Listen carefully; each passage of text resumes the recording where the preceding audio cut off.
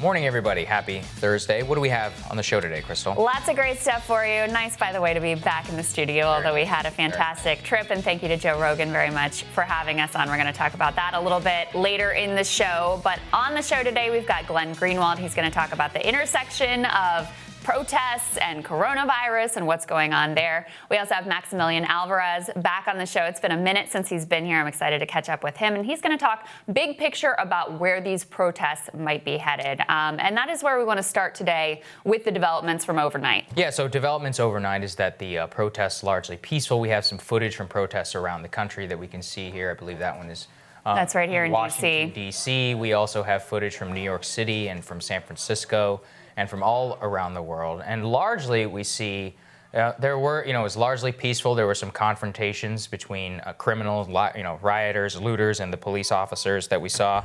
And here in Washington, D.C., we see a large National Guard and military presence around the White House, around the Lincoln Memorial, and elsewhere throughout the city. It's a second consecutive night of essentially no looting in the city, so that's a positive development. And we also have some developments in the George Floyd case, which sparked this entire thing. Yes, the other three officers charged and Derek Chauvin's charge upgraded. Just one note on DC. I mean, we live here, and we got in from our flight last night in the evening before curfew, and we're trying to drive to our apartments here, and it was a pretty wild experience. I mean, military had basically the entire downtown core locked down, big military trucks and heavily armed men and women in uniform, standing guard, helicopters flying over. You can see here's as they're sort of rolling into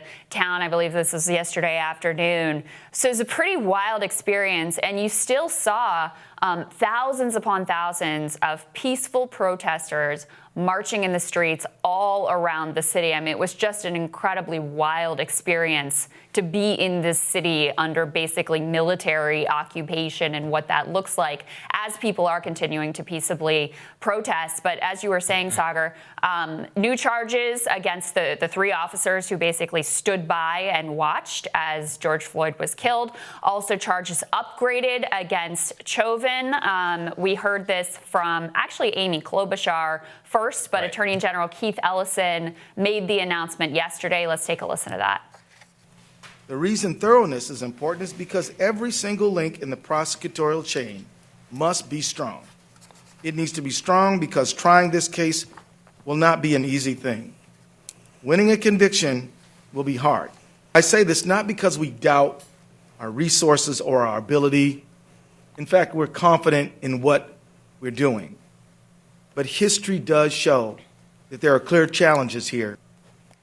So Chauvin's charge upgraded to second-degree murder in addition to original charges of third-degree murder and second-degree manslaughter with culpable negligence. The other three officers at the scene charged with aiding and abetting second-degree murder while committing a felony and with aiding and abetting second-degree manslaughter with culpable negligence. Both are categorized as unintentional felonies. Obviously, this is an incredibly important development, especially for the activists and the protesters. And of course, the family.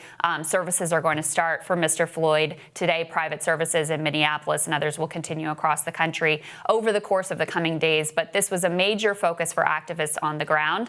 Now we have the charges. Let's see if convictions follow. Yeah, well, that's part of the issue, actually, that I've seen some people are worried. I support fully the higher charge that's leveled against Officer Chauvin, or former Officer Chauvin.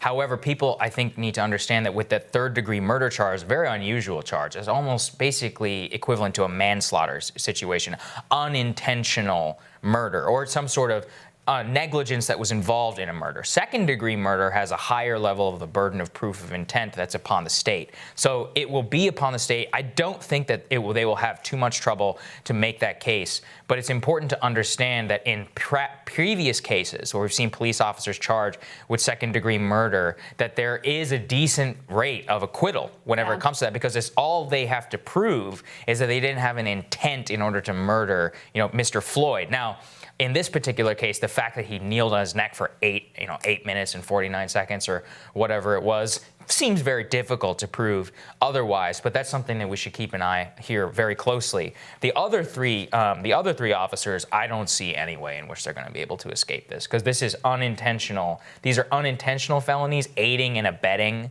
the charge, and also, you know, in terms of aiding and abetting the second-degree manslaughter with culpable negligence. I think that charge in particular is one that guarantees that these men are going to see jail time, and I think that that's a very positive development. It is a very, I mean, accountability, like, let's just start with the one incident and accountability, and you have to make that right first. And we should recall, I mean, the riots in LA that unfolded was after the officers involved in brutally beating Rodney King, after they were let off by that's when everything really exploded there and the tensions boiled over. So, you know, this is still an incredibly fraught and charged situation, but very encouraging that overnight we saw thousands upon thousands of protesters in the streets across the country, in cities across the country, peaceably calling for change. I think that is an incredibly heartening development. I mean, one of the things that I've been saying here is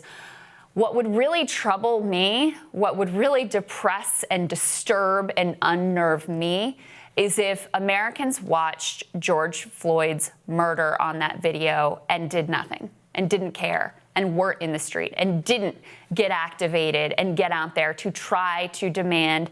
What is the demand? The core demand, yes, it's about reforming policing, and those are the specifics of what people are looking at, but the core demand is dignity for their fellow human beings. And so if people weren't in the streets calling for that, that is what would be most unsettling to me. Yeah, but nobody is against the protests. I mean, that's the main, like, nobody, like, I'm fine with the protest. Everybody is fine with the fact that there are thousands of people in the streets as long as they're peaceable. Nobody has a problem with that. That's one of the things that I think has been so disingenuous, is that nobody is against the idea of Americans peaceably assembling. Saagar, Nobody's against that.